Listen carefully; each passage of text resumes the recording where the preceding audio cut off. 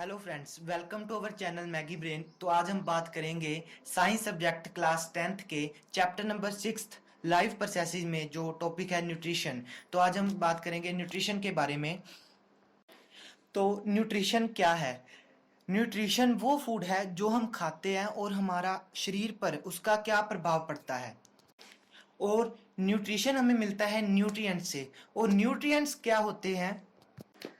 Nutrients वो भोजन है जो हमारे शरीर की ग्रोथ में, हमारे शरीर की डेवलपमेंट में हमारी फुल हेल्प करता है, हमारे बॉडी को ग्रोथ देता है, हमारी बॉडी को डेवलपमेंट देता है। और अच्छी डेवलपमेंट जो है वो केवल बैलेंस्ड डाइट से ही होती है, इसलिए बैलेंस्ड डाइट ही एक न्यूट्रिएंट्स होता है जिससे हमारे शरीर को न्यूट्रिशन मिलता है। सो हम इजी वर्ड्स में कह सकते हैं कि हमारे शरीर को जो न्यूट्रिशन मिलता है वो हमें न्यूट्रिएंट्स से मिलता है। न्यूट्रिएंट्स जो है वो है बैलेंस्ड डाइट। बैलेंस्ड डाइट यानी संतुलित आहार। सो फ्रेंड्स, न्यूट्रिशन के बारे में हमें पता चल गया। अब न्यूट्रिशन आगे होती है टू टाइप्स की, दो तरह की न्यूट्रिशन होती है। पहली होती है ऑटोट्रोफिक न्यूट्रिशन एंड सेकंड होती है हेट्रोट्रोफिक न्यूट्रिशन।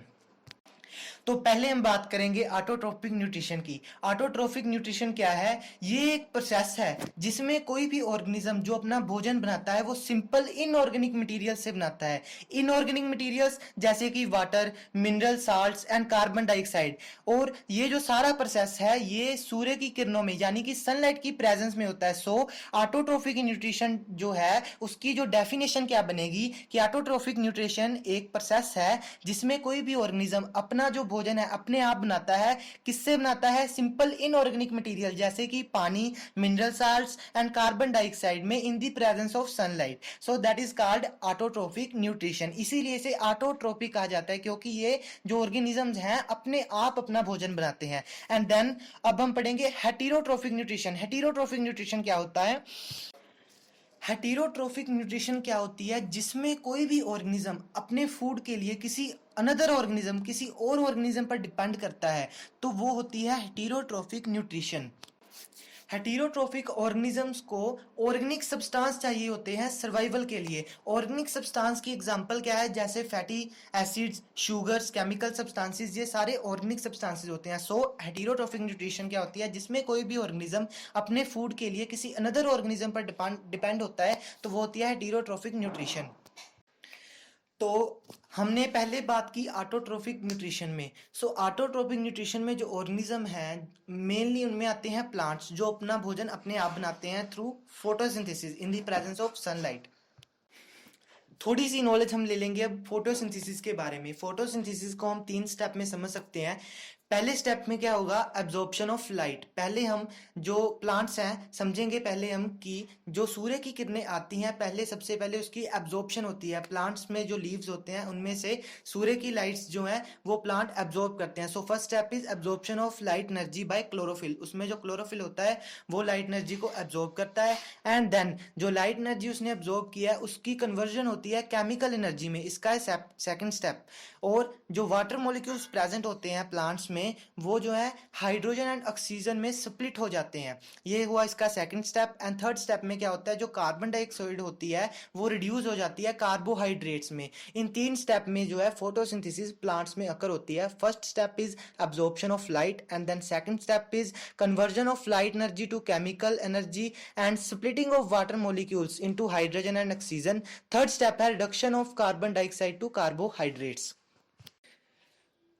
ठीक है जी, तो फोटोसिंथेसिस का क्लियर है आपको। अब हम नेक्स्ट पॉइंट पढ़ेंगे कि how do organism obtain their nutrition. की ऑर्गेनिज्म जो है वो न्यूट्रिशन लेते कैसे हैं, उनकी जो बॉडी है वो न्यूट्रिशन लेती कैसे है। इसके मेनली 2 टाइप्स होते हैं, 2 तरीके होते हैं न्यूट्रिशन लेने के। पहला तरीका होता है कि जो फूड है बॉडी के बाहर ही जो फूड है उसको घोल लेते हैं ऑर्गेनिज्म या उसे फूड को डिसोल्व कर लेते हैं एंड देन फिर उसकी बॉडी में एंट्री होती है। उसके बाद में फिर जो फूड है बाहर में बॉडी के घोल लेते हैं फूड, फिर उसे खाते हैं, फिर बॉडी में फूड जाता है। सेकंड टाइप में क्या होता है कि जो ऑर्गेनिज्म है पहले फूड को खा लेते हैं, फिर देन उनकी बॉडी में जो फूड है वो डिसॉल्व होता है, यानी कि फूड उनकी बॉडी के अंदर जाकर घुलता है। इसकी अगर हम एग्जांपल लेते हैं तो फर्स्ट टाइप एग्जांपल है अमीबा। अमीबा जो है पहले बॉडी के बाहर जो है फूड डिसॉल्व कर लेता है एंड देन फिर टेम्पररी फिंगर लाइक प्रोजेक्शन से वो फूड को अपनी बॉडी में अंदर ले जाता है। सेकंड एग्जांपल में आ जाएगा पैरामीशियम। पैरामीशियम क्या होती है, पैरामीशियम में स्पेशल साइट्स होती हैं फूड को खाने के लिए, पहले फूड वो खा लेता है, फिर वो बॉडी में जाकर फूड जो है डिसॉल्व होता है, फिर उससे जो बॉडी न्यूट्रिशंस लेती है। तो इसी के साथ ही एग्जांपल आ जाती है ह्यूमन बींग्स की।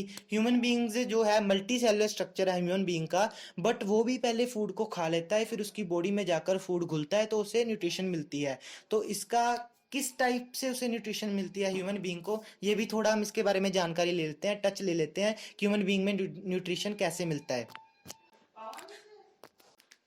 तो अगर हम सिंपल भाषा में बात करें तो हम कहते हैं कि इंसान पहले फूड खा लेता है, फिर उसकी बॉडी उसमें से न्यूट्रिशन ले लेती है। लेकिन अगर हम इसे साइंस में पढ़ें तो एक ह्यूमन बॉडी के अंदर एक ही एलिमेंट्री कैनाल होती है जो उसके माउथ से लेकर टू द एनस तक होती है।